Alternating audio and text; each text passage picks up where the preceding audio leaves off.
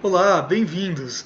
Meu nome é Rafael Rick e eu estou aqui para continuar analisando com vocês a obra Composing Music de William Russo, certo? Então nós paramos aqui na metade do capítulo 13, mais ou menos, desculpa, capítulo 14, que diz respeito a palavras e música.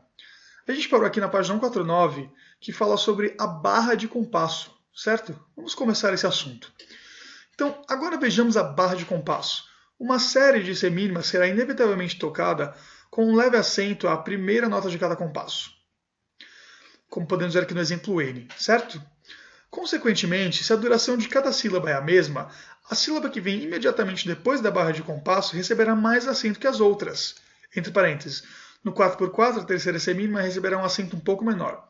No exemplo O, como podemos ver aqui, as sílabas fun e way recebem os acentos maiores e run um acento secundário.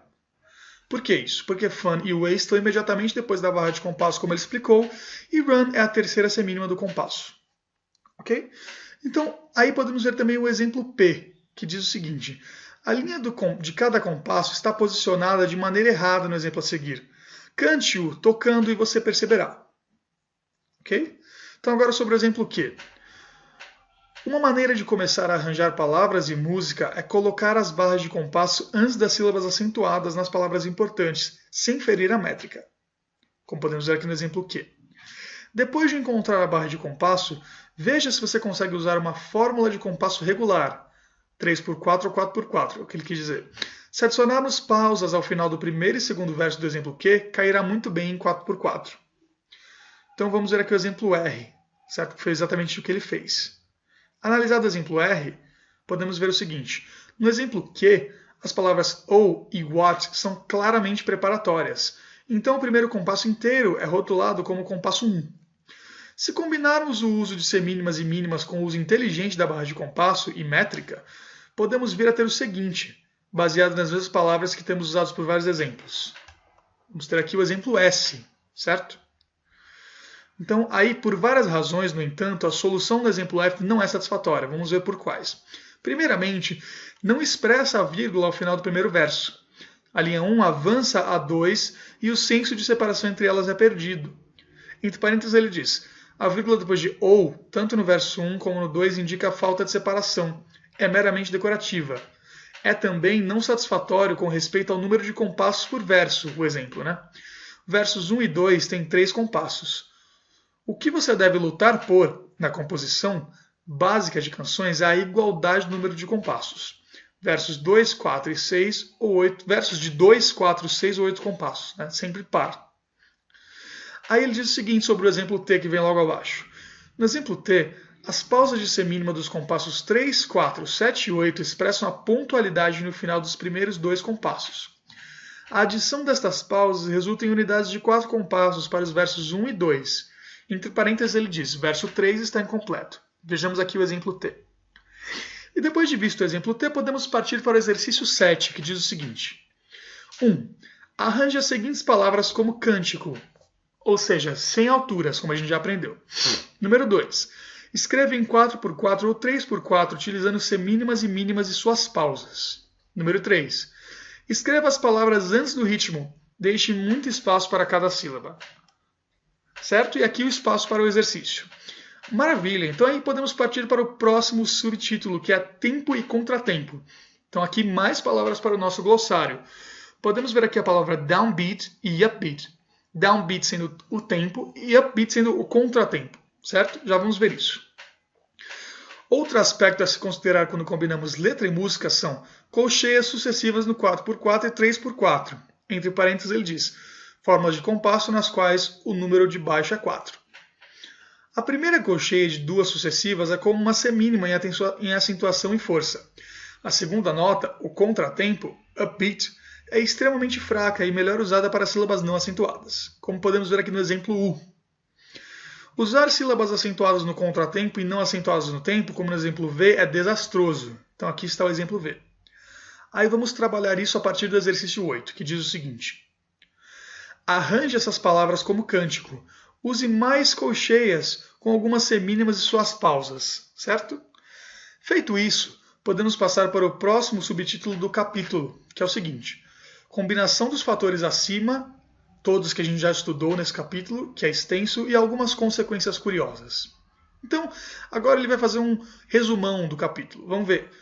Estes são os fatores que até agora vimos, um a um, os quais você deve tratar quando está combinando palavras com a música.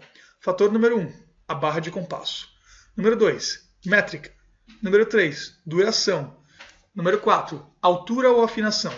Número 5, tempo e contratempo. Número 6, pausa. E número 7, número de compassos em uma frase. Sobre o exemplo H, ele diz: quando estes fatores se combinam, eles modificam uns aos outros. A palavra run, no exemplo W, é importante. Está localizada após a barra de compasso e é de longa duração. Perceba que, apesar disso, lhe foi dada a mais grave das duas notas. Em outras palavras, uma sílaba acentuada de uma palavra importante não precisa ser validada por todos os fatores ao mesmo tempo, o que eu tentei demonstrar nos próximos exemplos. Por favor, cante todos os exemplos, pede William Russo. Então aqui está o exemplo W. Sobre o exemplo X, ele diz: no exemplo X, uma pausa é utilizada depois de fun, apesar de não haver pontuação. Este uso de pausa serve para dar ênfase à palavra precedente. Aí podemos ver o exemplo Y, a qual ele diz o seguinte: no simples padrão sincopado mostrado no exemplo Y, é possível arranjar duas sílabas acentuadas nas primeiras duas notas, entre parênteses, como em A, ou até uma não acentuada logo após a barra de compasso, como em B. Então vejamos aqui o exemplo Y. Após analisado ele, vamos ver o exemplo Z, que diz o seguinte: quando a segunda de duas semicolcheias é uma nota aguda, é possível algumas vezes dar a ela uma sílaba acentuada. Veja no exemplo Z.